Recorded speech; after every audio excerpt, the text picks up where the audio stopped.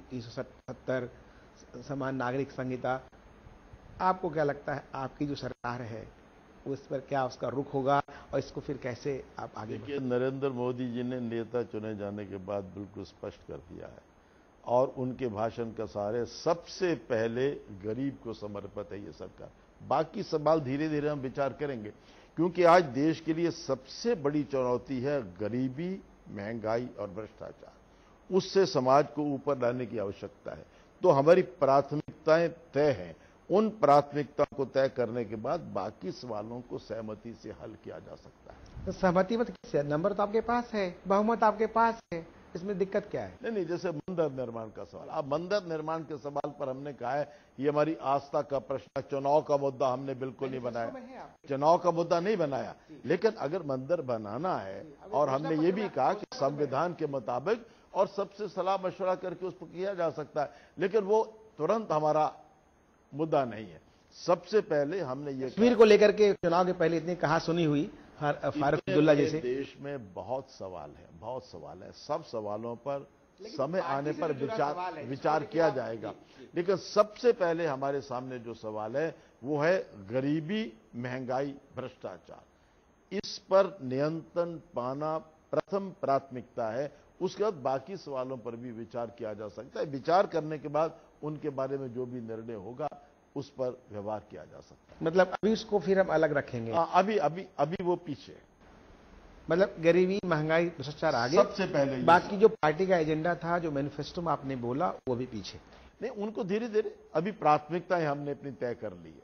उन प्राथमिकताओं को तय करेंगे, उसके बाद बाकी सवालों पर भी विचार कर लेंगे। बार बार चुनाव आया, इस बार भी आया, उन्होंने कहा नरेंद्र मोदी का स्टेटमेंट कि मुसलमान हमसे मिलेंगे। एक बड़ा वर्ग है देश में, हम परसेंटेज पे नहीं जा रहे हैं, लेकिन वो एक समुदाय है, वर्ग है, भारत के अंग है कि हम मुसलमान जब हमसे मिलेंगे, मुसलमान भाई तो हमसे प्रेम करने लगेंगे।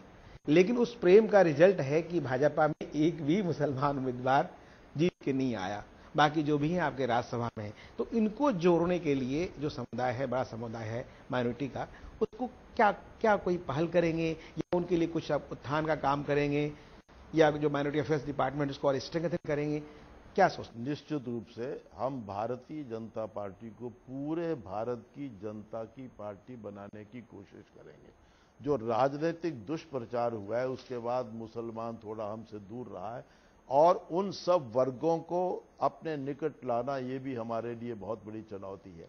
और मैं समझता हूं कि इस देश में, हम समझते हैं कि इस देश में पूजा पद्धति कभी भी आपस में झगड़े का विषय नहीं रहा। अपने अपने तरीके से भगवान की पूजा सब करें, लेकिन राष्ट्र एक है, देश एक है, हम सब भारत के नागरिक एक हैं। कोई मस्जिद में जाता है, कोई मंदिर में जाता है, इससे अंतर नहीं आना चाहिए। लेकिन अंतर आया किन्हीं कारणों से। तो भारतीय जनता पार्टी ये प्रयत्न करेगी कि हम पूरी भारत की जनता की पार्टी बने, तो मुस्लिम भाई और बाकी लोगों को निकट लाने की कोशिश हम करते रहे हैं, कर भी रहे हैं, आगे भी करेंगे। एक विवाद आया, अभी उस पर भी जंग जारी है, चुनाव के पहले भी, आज भी। हालांकि आपका नाम उसमें कहीं नहीं था, आडवाणी जी को लेके, डॉक्टर मुरली मनोहर जोशी जी को लेके, सुषमा जी को लेकर के, कि एक तो जो 70 पार के जो भी लोग हैं, उस संघ में बात उठी कि उनको सक्रिय राजनीति में नहीं आना चाहिए या वो चुनाव में नहीं लड़ना चाहिए, या फिर मंत्री पद की बात आई, कि कई तरह की बात आई। और जो भी स्थितियां बनी, आपको लगता है कि पार्टी का जो भी चरित्र रहा है, भाजपा जैसी पार्टी का, उसमें जो बुजुर्गों के साथ जो भी किया गया, जिन कारणों से, वो उचित था या उचित है? नहीं, विवाद बना, पार्टी ने ऐसा कोई निर्णय किया है, मुझे तो ऐसा मालूम नहीं है। और मैं तो समझता हूं कि आयु जो है वो वर्षों के पैमाने से नहीं नापी जा सकती। मैंने अपने जीवन में 25-30 साल के बूढ़े देखे हैं जो जीवन में समझौता करते हैं, रुकते हैं और बिकते हैं। और मैंने जीवन के अंदर 80-90 साल के जवान देखे हैं जो न रुकते हैं, न थकते हैं, न बिकते हैं। जवानी की परिभाषा आयु से नहीं बिल्कुल नहीं होनी चाहिए। यदि 80-90 साल का व्यक्ति संघर्ष कर सकता है, आदर्शों पर मर करके दिखा सकता है, उसको जवान कहना चाहिए। 80 साल का कंवर सिंह 1857 के संग्राम में घाव होने के बाद भी लड़ रहा था। लक्ष्मीबाई 25 साल बूढ़ा कहेगा? हाँ, उसको बूढ़ा कौन कहेगा? सवाल तो यह है कि आपका दिल क्या है। यदि दिल जवान है तो शरीर की आयु बिल्कुल उसके सामने टिकती नहीं। हमने बहुत बड़ी बात कही शांता कुमार जी, लेकिन आप देखिए कि जिस तरह से कार्यशैली रही नरेंद्र मोदी जी की गुजरात में, बाद में उन्होंने करेक्शन करने की कोशिश की, वो अलग बात है। जितने बुजुर्ग थे, जितने वरिष्ठ थे, धीरे धीरे किनारे होते चले गए। नहीं, ये अच्छा नहीं हुआ, ये दुर्भाग्य हुआ, क्योंकि परिवार के अंदर नए बच्चे भी आने चाहिए, बुजुर्गों का भी सम्मान होना चाहिए। ये दोनों बातों का समन्वय जिस परिवार में होगा वही परिवार आगे बढ़ा। लेकिन आयु के कारण किसी को किनारे नहीं किया जा सकता।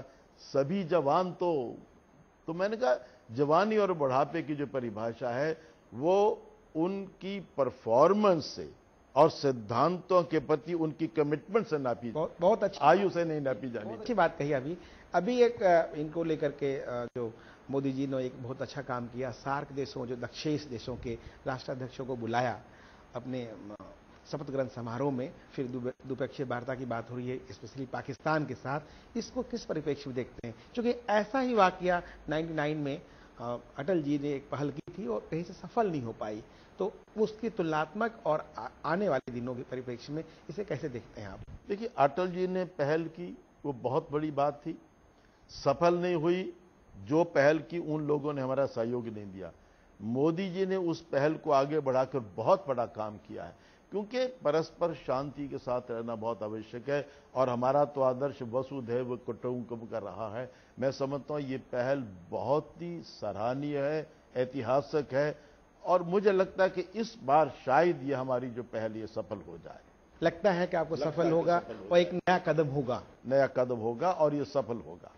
एक गवर्नेंस के जो आप उसे कहा जाए प्राचार्य होने के नाते या उसके गुरु होने के नाते, आपको क्या लगता है देश को किस तरह की गवर्नेंस की जरूरत है जिससे कि आम पब्लिक को दर्द ना हो? देखिए, नरेंद्र मोदी जी के प्रति जो लोगों का आकर्षण था उसमें 2-3 सबसे बड़े कारण थे। एक तो लोग ये कहते थे उनकी जो पर्सनल इंटेग्रिटी थी कि वो व्यक्ति ना गलत करेगा ना गलत करने देगा। तो गवर्नेंस के लिए सबसे जरूरी है कि पर्सनल एजेंडा किसी का कोई ना हो। दूसरा है zero tolerance as for corruption is concern. जहां जहां इस प्रकार की बात रही है तो वहां वहां गवर्नेंस भी अच्छी हुई है, सब कुछ अच्छा हुआ है। और गुजरात में जो सुशासन नरेंद्र मोदी जी लाए उसमें ये 2-3 बातें मुख्य रूप से थी। एक तो उनका पर्सनल एजेंडा कोई नहीं था, दूसरा उन्होंने गलत बात से कहीं समझौता नहीं, एक संदेश ऊपर से नीचे गया, जो नियम है उसके मुताबिक सबको काम करना होगा। वर्क कल्चर वहां पर आया, नियम से सरकार चलने लगी और पर्सनल एजेंडा किसी का कोई नहीं था। इन सारी बातों के कारण सुशासन का स्तर उभरता है, अच्छा होता है। और आज देश को सबसे अधिक आवश्यकता इसी बात की है। तो लगता है कि आपकी जो सरकार है, भाजपा की सरकार है, जिसे पहली बार भाजपा नित सरकार नहीं, भाजपा सरकार, इस दिशा में कुछ ठोस कदम उठाएगी? निश्चित उठाएगी। देखिए, नरेंद्र मोदी जी के प्रति सबसे बड़ा आकर्षण लोगों के ये एक व्यक्ति है जो कठोरता से कुछ कर सकता है। मैं आपको बताऊं, मुझे कुछ साहित्यकार मित्र मिले थे इससे पहले, चुनाव से पहले। एक ने कहा कि देश बर्बाद हो रहा है, इमरजेंसी लगा लो पर देश को बचा लो। यहां तक कहा था, उसकी आंखों में आंसू थे कि आप नेताओं को पता नहीं है देश की हालत क्या है। तो ऐसा व्यक्ति चाहिए जो कठोरता के साथ कोई निर्णय कर सके, मतलब देश की भलाई के लिए। देश के लिए जो कुछ करेगा देश के लिए करेगा। तो अच्छा, देश भी छटपटा रहा है सुशासन के लिए। अब देश को सुशासन देना ही होगा, जो नहीं देगा वो घाटे में रहेगा। आप हिमाचल से जुड़े हैं, हिमाचल प्रदेश, शांता कुमार एक दूसरे के पूरक हैं। अभी बयान आया है वहां के मुख्यमंत्री वीरभद्र सिंह का, आपके विरोधी हैं, दूसरी पार्टी के हैं, आपके बारे में बयान दिया। शांता कुमार जी एक गरिमापूर्ण व्यक्तित्व के स्वामी हैं। तो ये जो आपकी जो कमाई है उस परिप्रेक्ष्य में, फिर भी भाजपा के आप नेता हैं, आपको क्या लगता है हिमाचल सरकार की स्थिति ठीक है या सरकार जाएगी या ढुलमुल है, क्या लगता है? नहीं, देखिए, जहां तक हिमाचल प्रदेश में कांग्रेस के नेताओं का संबंध है, हमारे बड़े सौहार्दपूर्ण संबंध वहां पर रहे हैं। और जब डॉक्टर परमार थे तब मैं नया विधानसभा में आया था। हिमाचल प्रदेश की बहुत अच्छी लोकतंत्र की परंपराएं रही हैं। हमारे परस्पर के संबंध बड़े अच्छे रहे हैं। तो हमारा जो आपस में है वो केवल राजनीतिक है, व्यक्तिगत नहीं है। तो उनके मेरे प्रति जो शब्द कहे हैं, मैं उनका धन्यवाद करता हूं। जहां तक हिमाचल सरकार का संबंध है, उस सरकार में सब अच्छा नहीं है और स्वयं मुख्यमंत्री पर भी कई आरोप लगे हैं और जनता ने सरकार के विरुद्ध एक प्रकार से अपना मत भी प्रकट कर दिया है। लेकिन वो उनकी आपस में पार्टी का मामला है, वो जैसा भी निर्णय करे। नंबर बहुत थोड़ा है, मतलब 2-3 नंबर का फर्क है सरकार में विपक्ष में। तो क्या सरकार जा सकती है, ऐसा कुछ खतरा है वहां? कांग्रेस सरकार हट सकती है? देखिए, चुनाव के दिनों में वहां बहुत कुछ कहा जाता रहा, लेकिन हमारी दिल्ली की सरकार संविधान के विरुद्ध कुछ नहीं करेगी। लेकिन कांग्रेस की अंदर की हालत अब दिल्ली में इतनी खराब हो गई है, तो प्रदेशों में भी मुझे लगता है अपने बोझ के कारण खुद गिर जाएगी, वो सरकारें लड़खड़ाएंगी। शांता कुमार जी, हमारे देश की बात कार्यक्रम में आप आए, अपने विचार व्यक्त किए, इसके लिए आपका बहुत बहुत धन्यवाद। बहुत धन्यवाद। ये थे भाजपा के वरिष्ठ नेता शांता कुमार जी। अगली बार आपको हम नई सक्सेस से रूबरू कराएंगे। तब तक के लिए नमस्कार, धन्यवाद।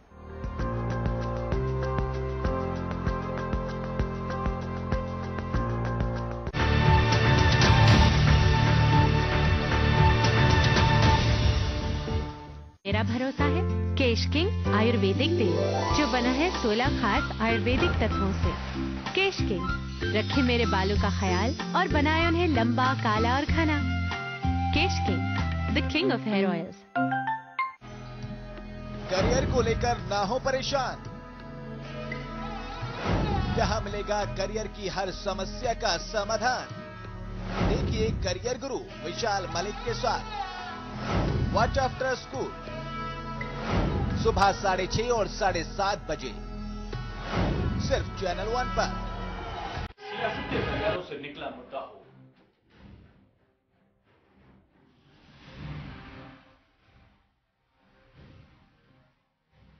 या फिर हो बाजार का उतार चढ़ाव,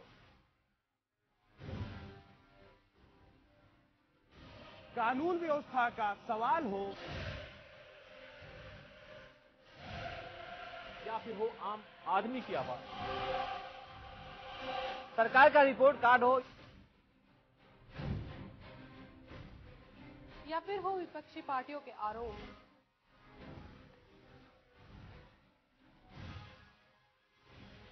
उत्तर प्रदेश की हर खबर पे रहेगी हमारी पैनी नजर।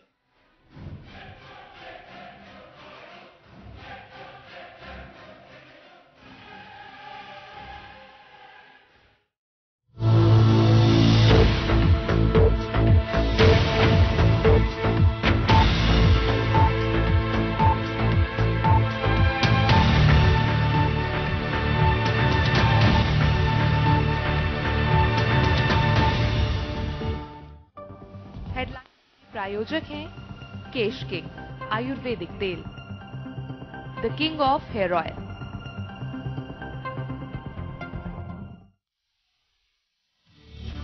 कुछ ही देर में शुरू होगा आईपीएल का महामुकाबला। फाइनल में आमने सामने होंगे केकेआर और किंग्स 11। खिताबी सूखा खत्म करने उतरेंगे जिंटा के जवान।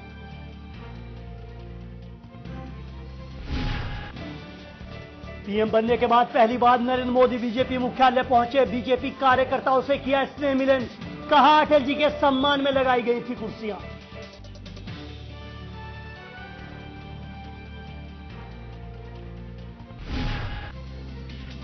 मोदी ने लगाई फटकार तो बीजेपी एमपी प्रियंका सिंह ने पिता को पर्सनल स्टाफ से हटाया। पीएम ने पहले से दी थी रिश्तेदारों को पर्सनल स्टाफ में न रखने की सलाह।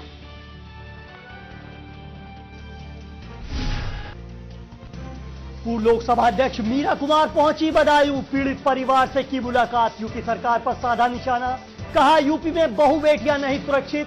अखिलेश ने कहा न्याय होगा।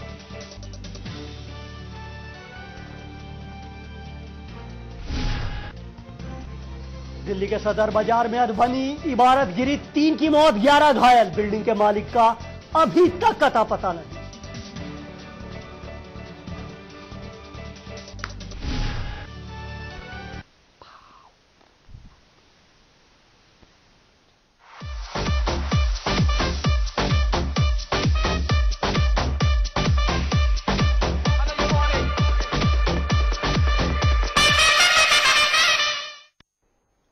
नमस्कार, मैं हूं मनीष शर्मा और क्रिकेट रिंग का चिका में आपका स्वागत है। आज बात होगी सिर्फ महाजंग की, जो बेंगलोर के चिन्नास्वामी स्टेडियम में कुछ ही देर बाद शुरू होने वाली है। आज आईपीएल 7 के फाइनल में दूसरी